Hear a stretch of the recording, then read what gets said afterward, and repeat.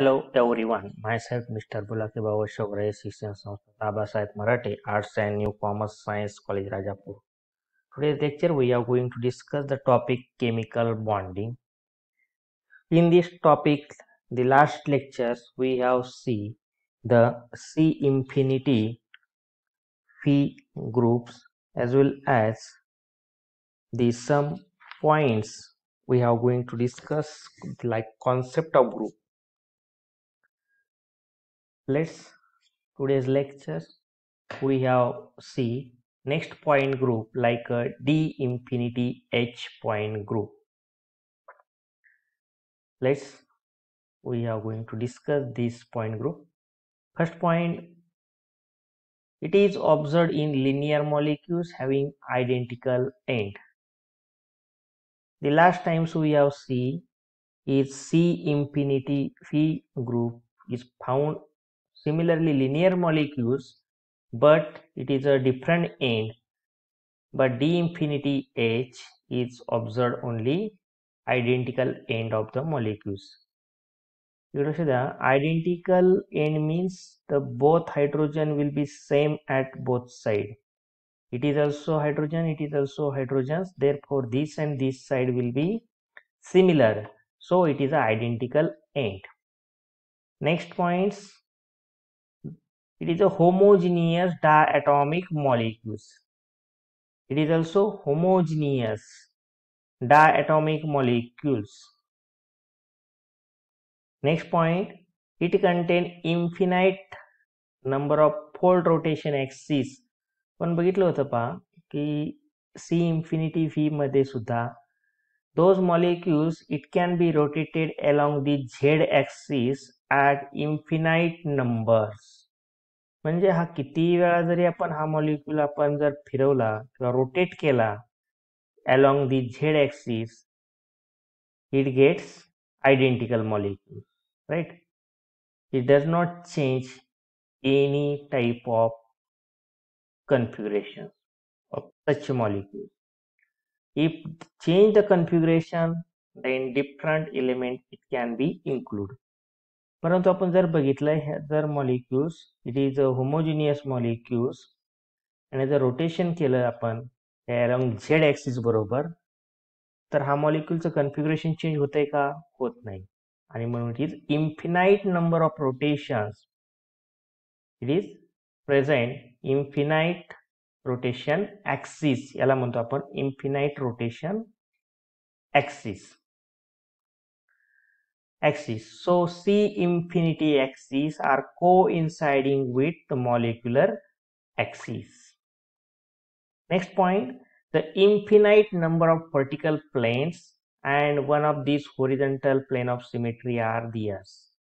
पण C infinity V मध्ये बघितलं होतं की infinite number of vertical planes ह्याच्यामध्ये प्रेझेंट आहेत, बरोबर आहे. infinite number of vertical planes. आणि ह्याच्यामध्ये एक एक्स्ट्रा कोणता आहे?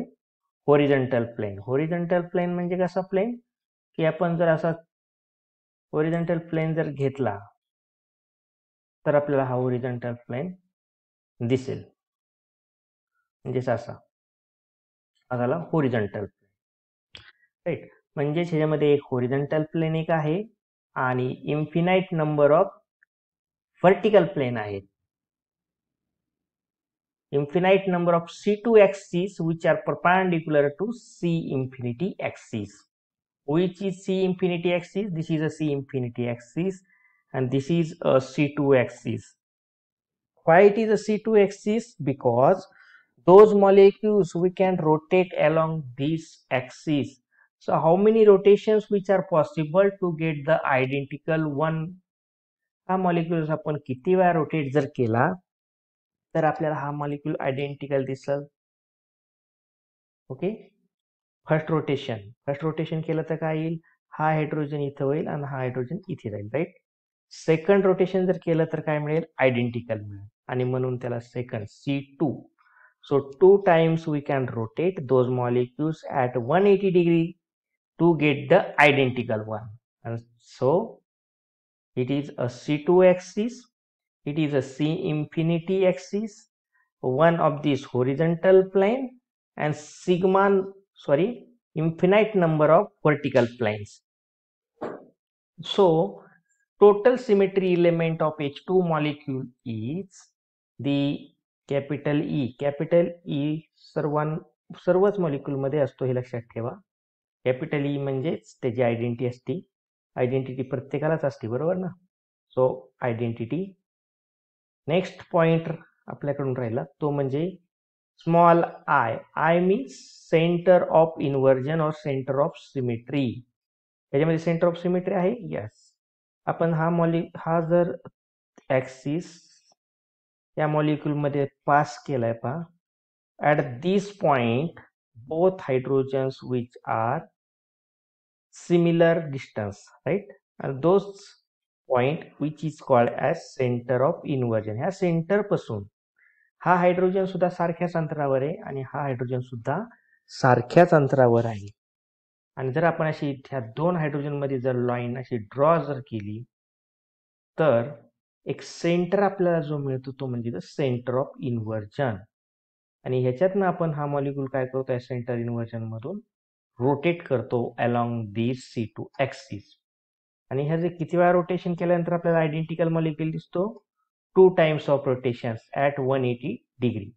म्हणजेच 180 डिग्रीने आपण जर पहिलं रोटेशन केलं आणि त्याच्यानंतर दुसरं रोटेशन केलं तर आपल्याला हा आयडेंटिकल मॉलिक्यूल मिळतो. म्हणून ह्याला म्हणतो आपण C2 axis of symmetry also present.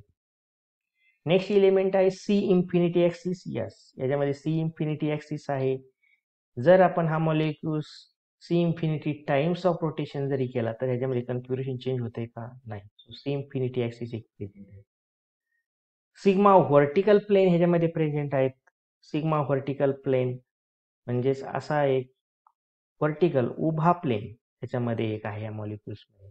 Okay, असा जर आपण टाकला पेन आणि हा किती वेळा रोटेट जरी केला तरी त्याचा व्हर्टिकल प्लेन चेंज होतोय का? नाही. व्हर्टिकल प्लेन हा तसाच राहतोय. म्हणून त्याला म्हणतोय infinite number of sigma vertical plane present आहेत. आणि एक होरिझॉन्टल प्लेन एक ह्याच्यामध्ये आहे. हा मॉलिक्यूल्स आणि हा मॉलिक्यूल सारखाच असल्यामुळे एक होरिझॉन्टल प्लेन ह्यामध्ये आहे. आणि म्हणून आणि दुसरा आहे infinite number of C2 axis. ह्याच्यामध्ये किती आहे? Infinite number of C2 axis आहेत. So this is the element of d infinity H point group of hydrogen molecules, and therefore these hydrogen molecules are belongs to d infinity H point group. समजलं? या d infinity H point group मध्ये आपल्याला प्रत्येकाचं explanation करायचंय. काय काय याच्यामध्ये बघा. सुरुवातीचं ह्याची आयडेंटिटी आहे. नेक्स्ट इलेमेंट कोणचा आहे? सेंटर ऑफ इन्व्हर्जन याच्यामध्ये आहे. थर्ड इलेमेंट कोणचा आहे? त्याच्यामध्ये सिग्मा व्हर्टिकल प्लेन आहे. सिग्मा व्हर्टिकल प्लेन किती इथं? तर ह्याच्यामध्ये infinite number of sigma vertical plane आहे. कारण जेवढ्या वेवढे रोटेशन तेवढं त्याचं सिग्मा व्हर्टिकल प्लेन. नंतर त्याचा सिग्मा होरिझॉन्टल प्लेन, एक सिग्मा होरिझॉन्टल प्लेन ह्याच्यामध्ये आहे. आणि नंतर C2 ऍक्सिस आहे. किती C2 ऍक्सिस आहेत? किती रोटेशन करा या मॉलिक्यूलचे? आपण infinite number of C2 axis ह्याच्यामध्ये आहे. ठीक आहे. नेक्स्ट मॉलिक्यूल्स और next point group we have C is here like a C2V point group. Those point group which is observed in molecules like water, ortho and meta dichlorobenzene. C2 contains C2 axis and 2 sigma vertical plane of symmetry. आता आपण जर example घेतलं water molecules. Okay, this is oxygen, this is H and H, right? So 2 vertical planes are there. Which is 2?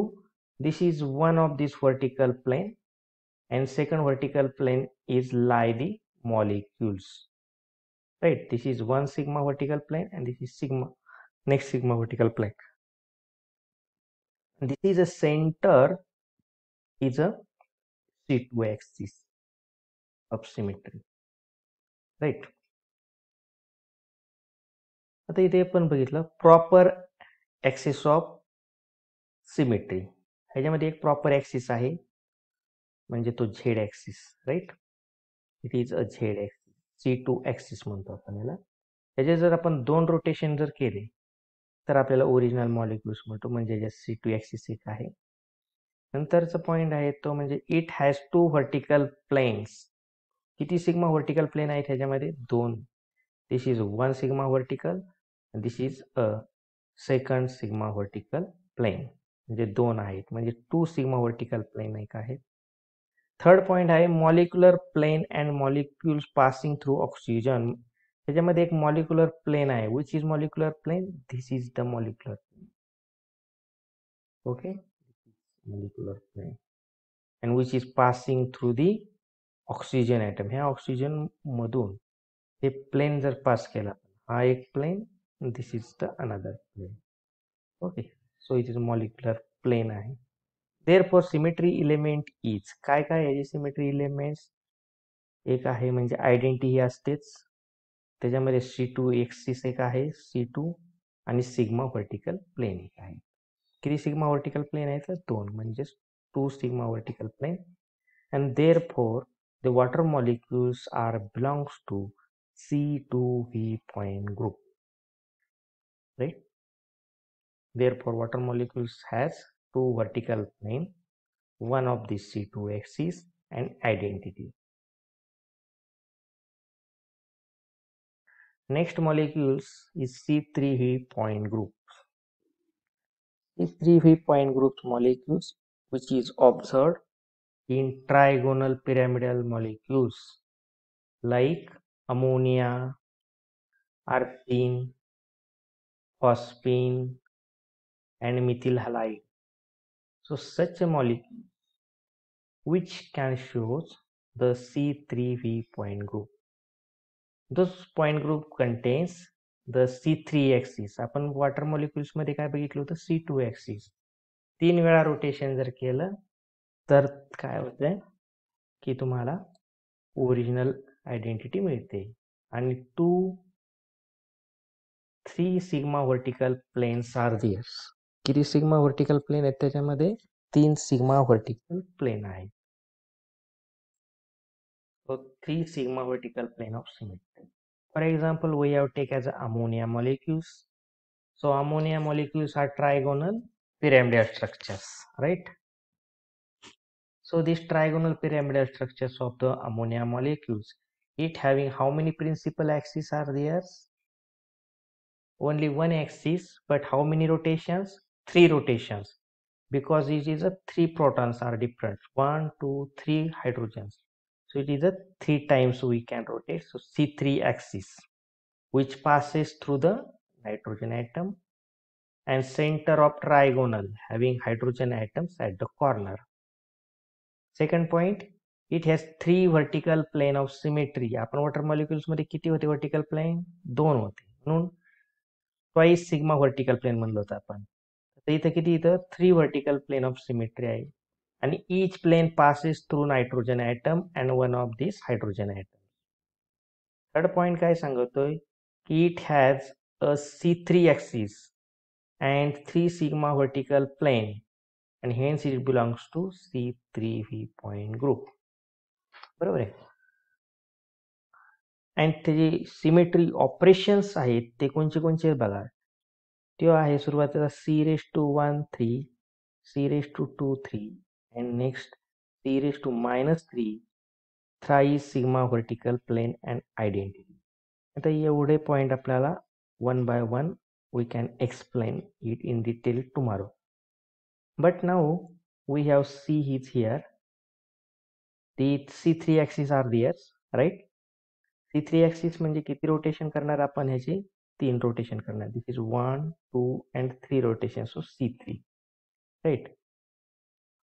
नंतर ह्याच्यामध्ये किती plain पाहिजेत आपल्याला? 3 vertical plane आहेत. So 3 vertical plane are there. Which is 3? 1 vertical plane, second vertical plane and third vertical plane, right? त्याच्यामध्ये नंतर काय आहे? C3 axis आहे आणि 3 sigma vertical planes, therefore it belongs to point group C3V point group. आणि symmetry operations आपण बघणार आहे ते म्हणजे C3 1, C3 2 and C3 2 -1. we have see in detail tomorrow.